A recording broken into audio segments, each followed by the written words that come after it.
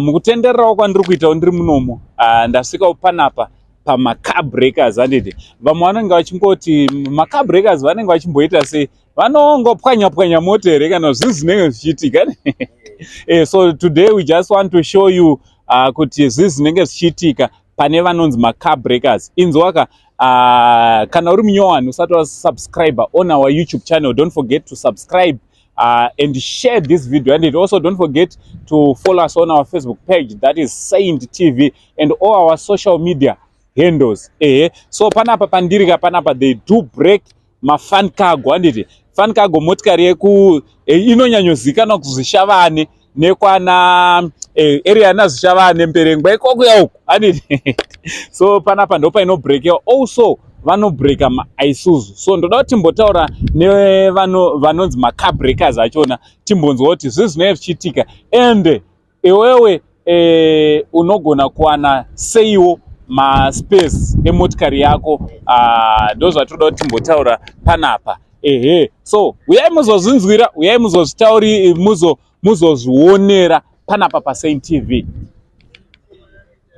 Right, ndiri kunoku kwaGaza, ndasanganawo nemadzikoma angu vari panapa vari pabasa pavo, nditi tikatega timbouya timbokurukura. Kana muchida kuziva vanonzi macar breakers, ndevava vanonzi macar breakers. Right, maelder muri sese? Mushe muri sei baba? Mushe ari sei mabasa kunoku? Aiwa, tiri kubatanidza. Handiti nechando ichi muri kuchinzwa here varume? Monzwa chando here mimi kana kuti kono kwaGaza munzwe chando? Aiwa, chando chiri kwese. No, perfect. So chekutanga muri veZimbabwe ingada kutanga kukuzivai kuti munombonzani uyezve kunoku munoita nezvei? Chokwadi. Inini ndinonzi Takudzwa Taru. Alright. Ndiri mwana wemuHaffield. Alright. Saka nekukurawo tiri munzvimbo taangoonerawo kuti aiwa pane maspace twedu muareas tinokwanisa kugadzira mota, tobreaka, tobuilda, dzakarovera dzedziye totora zvakanaka pane dzakarovera, tobuildawo dzisina kuda sei kurovera dzasakara idzi. Ndo zvimwe zvacho zvazvinoita nemagearbox. Saka isusu takazoita inonzi takazospecializa.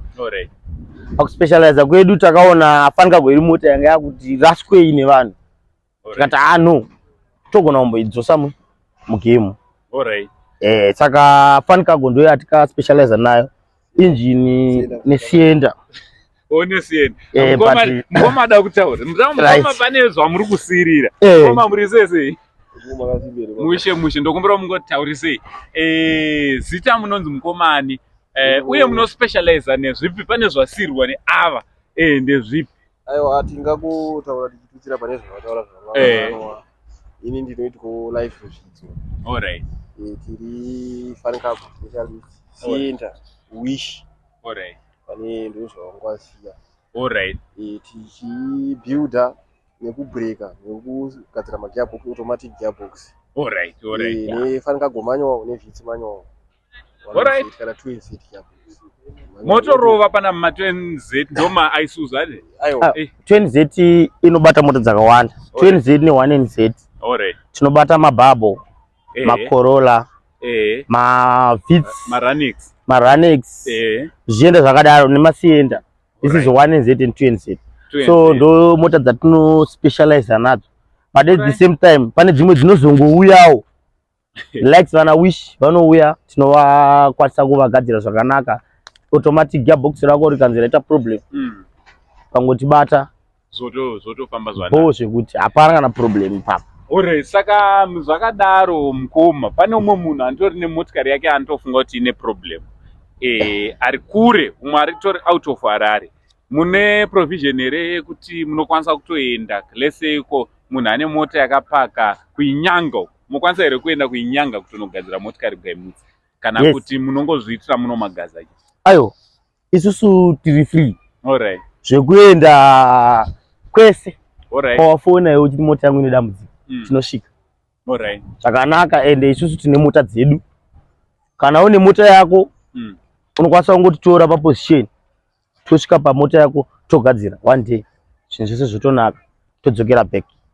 Kana usina mota tinokwanisa kutakura nemota dzedu, toenda. Moto unoita basi. Hapana kana dziri nyaya dzetransport tiri right. Alright. So ngatimbotaura zvekubreaka motikari, handiti?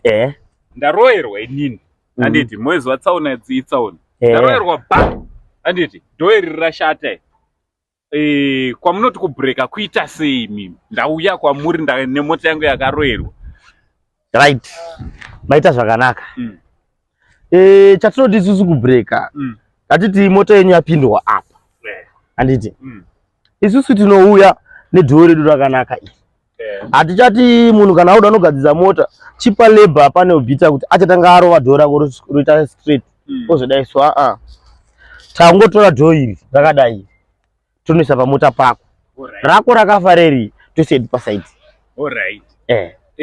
kana kurunzi ifenda zvimwe chetezvo tinongotora fenda redu rakanaka iwe munhu wacho uripo unosarudza raunoda tine mafenda akawanda tichazokuradzai mamwe madhozi tinomaronga zvakanaka zvese zvisiri pamota zva zvatengwa zvese zvinenge zviri pasvo zvine order tine mastoreroom edu tinochengeterawo zvimwe zvinhu zvidiki diki zvinobiwa zvezvi hatizosiye zvese zviri apa tinozorongedzerawo patinorongedzera kuitira kuti customer ikauyawo inoona chinhu chaikuda yoona yombe yaisirwa pamota chinhu chotestwa ona perfect munobhadhara zvake mari yake kuti vanhu vanyatsobhilieve kuti kutenga chinhu chabva pane imwe mota ndozochisa apa isusu tinoita inonzi fix and supply tinokwanisa let's say view mirror tinotora view mirror redu toisa apa tosungirira customer client yedu yoona kuti aiwa zveshuwa view mirror raiswa zvakanaka yadadika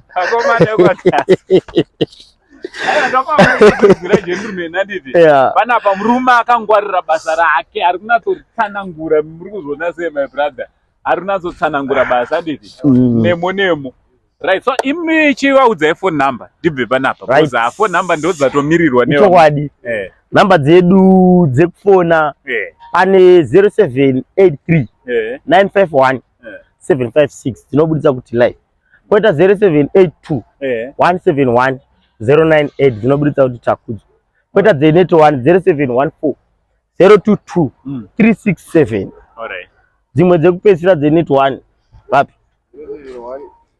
alright imira itidewo natsodedzera 0780 382 31 alright dzokorodzai 0780 382 31 ndidze network alright nhamba ndidzodzi dzamapiwa so kana uchida dhoo rako rakapindwa refun cargo windscreen kana chiichi kana kuti any spare part yepainjini handiti munokwanisa kungobata varume vava nemota yanisingachade futi kana sienda yakunetsa tinohodha alright red cash tatapasiya ipapo fani kago yausade tinohodha mota dzakarovera tinohodha nekukutengeserai feedback saka guys vabate varume vachona ndivava muchiona zviri kufamba sei much love